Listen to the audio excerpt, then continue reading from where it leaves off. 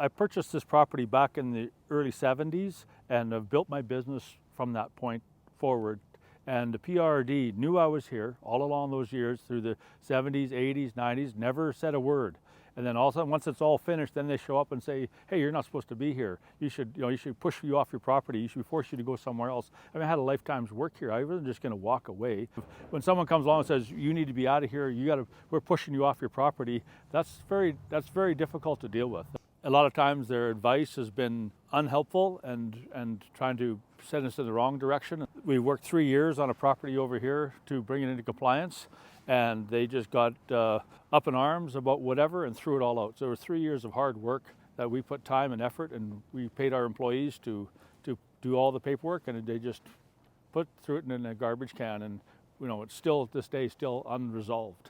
And this property here, we finally got it made light industrial, but only through years of a hard fight and constantly a lot of back and forth and months and months and months of dealing with them. And like I say, it took lawyers in the end to finally get it pushed through, which is unnecessary. We're just tax-paying, hardworking landowners, and we expect treated with respect. They're walking onto my property without notification and inspecting without any notice to me. They've even brought a court order here once to come on the property, and if I didn't let them on, they were going to bring the police and charge me for. Enforcement officer came, she walked through my houses, wanted to look in every house and every room, and she wore dirty shoes, didn't want to take them off. It's just a real toxic behavior, and we're sick and tired of it. We want to be treated with the respect that we deserve, and we seem to have no recourse.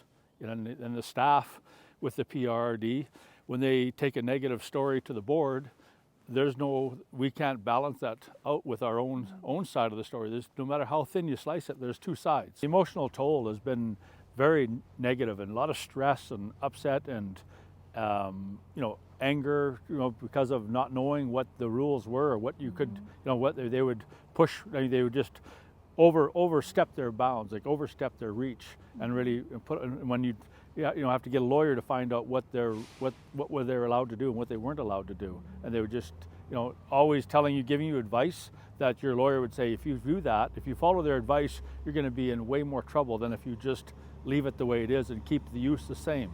So there were a lot of very difficult days and nights and weeks of this has been going on for years. So this in my hand is just a portion of the paperwork that we've had to deal with in the last little while with the regional district and the ALC. And we think it's really unfair. We have to have legal counsel to combat this, and it's not anyone else that couldn't afford it would really be in a lot of trouble.